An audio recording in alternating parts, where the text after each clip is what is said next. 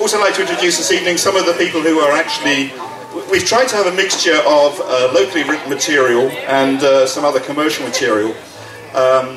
One of the sketches tonight, the second one, Sour Grapes, is written by a local person, Ben Bromley, who is here somewhere. I can't see in the dark. Hello, Ben. We also have All in an Email, which is written by Rhonda Seibecker, who's... Where are you, Rhonda? I can see an arm waving. Rhonda has also just had her first book published, I'm very pleased to say. Congratulations on that. That will be available shortly. And in the very first sketch we have Laura Kokonelski.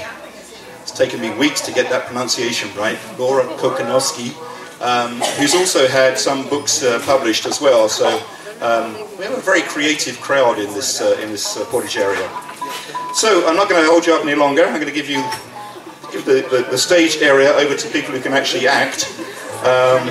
So I Think, You Think, I Love You by Kelly Younger, performed by Laura Kokonelski and Eric Weiss.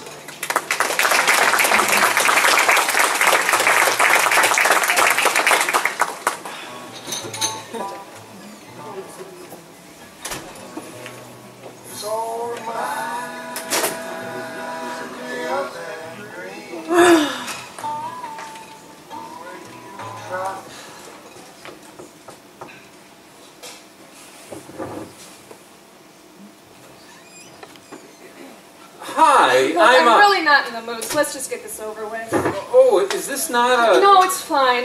I mean, it's not, but it is.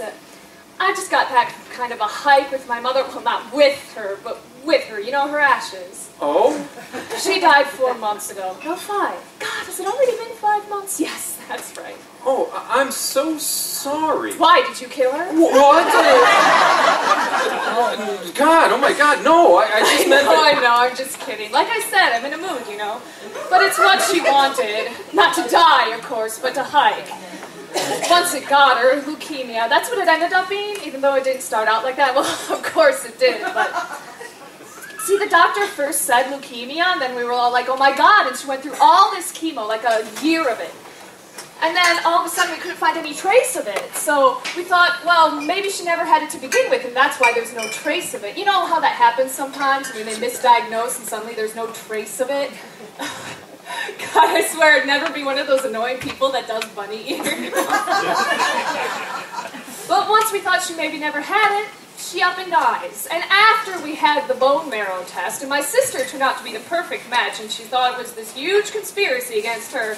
Like, of course, she would be the perfect match, because Mom and I were always a perfect match. So the one time she and Mom got along is because Mom wants to suck the marrow out of her bones.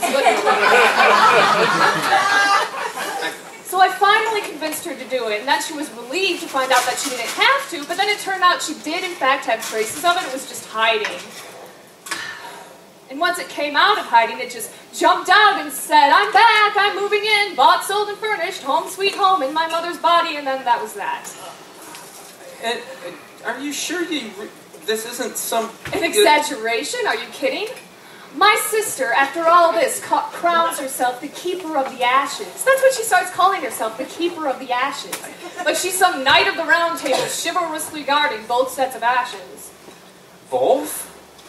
Her cat, Henry, the one that died 3 weeks before Mom, she had it cremated too. You can cremate it? You can cremate anything. But this cat, Henry, takes on epic proportions. It's no ordinary cat, no. It's this cat she found in the parking lot where she works, femur, or what do you call a wild cat? A feral? That's it, this feral cat that lives in the parking lot where she works. She starts feeding this thing, and of course she has to name it, names it Henry, so she starts feeding this thing 2-3 times a day for 3 years. Until finally, one day she gets transferred across town, and she still feeds the thing 2-3 times a day for 5 years. Can you believe that? No, to leave on your lunch break, to feed a feral cat named Henry at your old job where they transferred you in the first place to get rid of you. And someday she would even have Mom do it for her when she had a meeting or something, if you can believe that. Until one day she finally caught it in a cage and brought it home, and she already has 4 cats at home. She's one of those women, you know, with a lot of cats. Then Henry flips out, and then the other cats flip out because he's feral and they're not. And then they start acting feral and peeing all over the carpet because they're upset that Lauren brought home the stray. So she has to keep Henry locked up in a cage in the kitchen, and she never takes the thing out. And she sees nothing wrong with this. So now her whole apartment smells like cat urine, and she thinks it's all in my head, and I'm criticizing her, which of course I am, wouldn't you? Well, I'm more of a dog person, actually. And then when Henry dies, she still won't tell me how. I think the other cats got together and poisoned him. She had him cremated. So that's why she's the most qualified to be the keeper of the ashes for Mom, because she already did the same for Henry. And here's where it gets weird. Here. She's having these tea parties and things with Henry and Mom. Like, I came over the other day with a map to plan the hike, and she was in full conversation pouring imaginary tea in these cups to these 2 urns. I mean, one was a bigger one, my mother's, but she also has this little 5-pound marble box with Henry in it. I flip out and start laughing, not screaming, but laughing, because it was so absurd. But then she flips out and starts screaming, and that's when I find out she's doing all these weird things with the ashes. She takes them on errands with her, like fastening their seatbelts and everything, to the grocery store, the dry cleaners. She's sleeping with them. Can you believe that?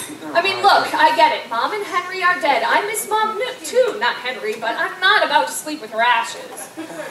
So I demand we do this hike like ASAP, because that's what Mom wanted, to go to Castle Rock and have her ashes spread. That's where we went to girls' camp. Even Mom, when she was a girl, it was this big rock where some Indian maiden threw herself off of when she didn't see her hunky warrior coming back from the hunt or something. But of course, Lauren refuses to go hiking. She doesn't want Mom's ashes spread anywhere she can't visit. Why can't she go to Exactly! Lauren is a wimp. Every year we had this amazing hike to Castle Rock, but she would always chicken out saying, I have blisters, it's too far, I'm allergic to high altitude, or whatever. So she's not only refusing to go on the hike, but refusing to give me Mom's ashes. So after going around and around for days, she finally agrees to give me the ashes, but on one condition. What was the condition? Henry. Can you believe it? She wants me to spread Henry's ashes with Mom's? That's what Mom would want, she says. She really thinks Mom wants her ashes mixed with a parking lot cat named Henry. So I say fine, thinking I just have to get Mom out of there and up to the mountain. And what was supposed to be this beautiful moment, 2 sisters, sad daughters saying goodbye to their mother together, has turned into a solo hike with 2 urns on my back, one my mother and one a cat. I don't know what to say. Well, that's awful. No, what's awful is what I did. See, I got my gear on and I'm ready to go, and I realized that extra 5 pounds that's now Henry is too much to carry. Break the camel's back and all that, so I left him in the car since I figured Lauren will never find out, and just took off with Mom, just the 2 of us. And I hike and hike, past the old girls' camp, past the lake, the one where they filmed The Parent Trap. You remember that movie with the twins and all the antics and confusion? Not the newer one with that freakishly skinny girl, but the one from the 60s with that freakishly homely girl who looked like Anthony and Michael Hall in Breakfast Club. And the editing was so bad, you could totally see the split screen trying to pretend one kid was a twin, remember?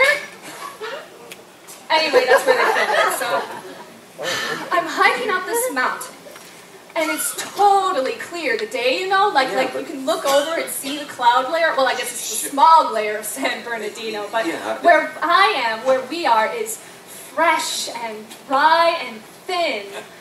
And after about 4 hours, it used to only take 3 when I was a kid, but that's because, well, actually, I don't know why that is, it just was. So I get to the top of this huge rock. It's like 30 feet up, and there's this huge flat area on top where you can look out over the whole mountain and Big Bear Lake and everything.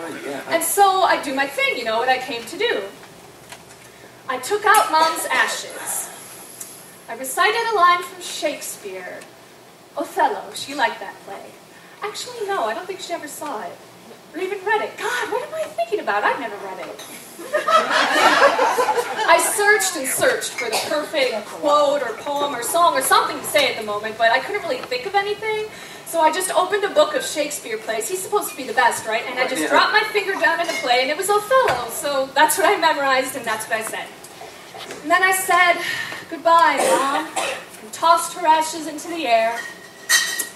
And by air, of course, I mean wind. And by wind, I mean the wind blowing at me where I'm standing. Now, I'm sorry, but I never paid much attention to those old sailor movies that say never spit into the wind, because sure enough, Mom blows right out and back at me. And by back at me, of course, I mean my face. And by my face, of course, I mean in my nose and mouth. So, of course, my face is all wet and sticky, and Mom sticks to my face, and I inhale with horror, and down she goes. I mean, not all of it, or her, but just enough, you know, just enough to be absolutely horrified that I've just swallowed my mother, which I'm sure could be a beautiful metaphor for my mom living inside me and all that sentimental gold, but really all I can think is that my mother tastes like charcoal. So, I'm pouring water out of my canteen and on my face and in my nose and mouth, and I'm stumbling all over the top of this rock, thinking I'm either going straight to hell for cannibalizing my mother, or I'm going straight over the side of this rock like that Indian maiden who couldn't live without her lover. Oh. It's okay, you can laugh. Well, I wasn't going to. No, it's okay. Totally absurd day. Wait, all of this happened today? Yeah. And you're sure that you still want to... Wait, I forgot about the cat. The cat? This is where it gets worse. It gets worse? It always gets worse, doesn't it? So, when I get back to the car, I took Henry out of the glove compartment. That's where I put him because I didn't want the sun to shine through the car and burn him or something. Which is ridiculous because he's in a box. He's already burned. So, I take him out and I go across the road and I dump him near a tree. And then here's the worst part.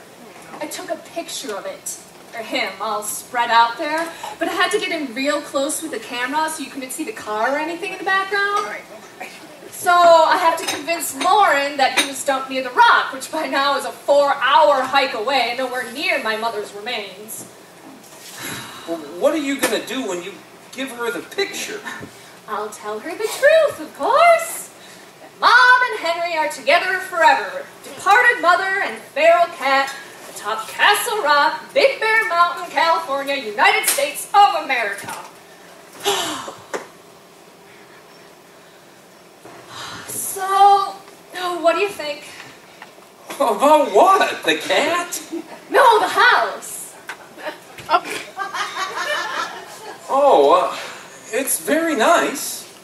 1930s Tudor style. 4 bedrooms, 3 bathrooms, formal living room, quaint dining room, remodeled kitchen with solid cherry shaker cabinets. Upgrades include Anderson double-pane wood windows, French doors, designer and faux paint, hardwood floors, 4-stair heating, large backyard with automatic sprinkler system, and good school district. Lovers of vintage homes won't want to miss this one. I see. Well, do you want to look? At what? The house? Well, sure, I guess. Do you want me to? Well, the sign does say do not disturb occupant, but how else are you going to know? Know what? If you want to buy it. Your house? No, it's my mother's. I can't afford to keep it. But I already have a house. I mean, a condo. Investment property, then. No, I live there. But you want something else? No. Oh, you're a realtor. I'm sorry, that makes sense. So, what is your client looking for? Because to be honest, this place is a dump. I mean, the plumbing isn't really copper, just painted that way. The bathroom is really just a closet I shoved an old futon into. And the school district is crap. Trust me, I went to school here. I am not a realtor. I own a used bookstore. Maybe I have the wrong address or something. You're Branwyn, right? Yes, Winnie. I go by Winnie. Wait, who are you? Mark! Mark. Mark? Patrick's friend. He's setting us up? Oh my God! We were gonna go to dinner, and then that night a 10-minute play. Oh my God, that's tonight? Well, I think so. I'm pretty sure I got the tickets for I the just night. made a complete... Oh, I can't even look at you. Oh, I know. I'm colorblind, and they don't make adult Garanimals. No. You look great, but you have to go. But I really want to. No, go, please, just go. But why? I'm too humiliated. Let's just pretend none of this ever happened. Oh, but I can't go through all of this again. I'm too nervous. What with the dressing up and the talking, I just... Please go. I'm sorry. I'm so sorry. God, Winnie, you are such a fool. No, you're not. You're just fine. No, just please go, please. But I still want to go. No buts. Trust me, I'm doing you a favor. You want nothing to do with me. But yes, I do. It kind of does sound like you. Shut up. Are you?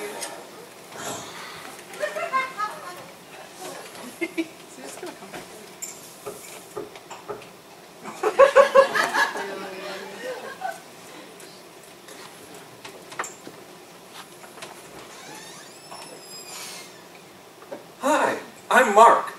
Patrick's friend? I'd like to take you to dinner. Branwyn? Call me Winnie. I know. I've heard a lot about you.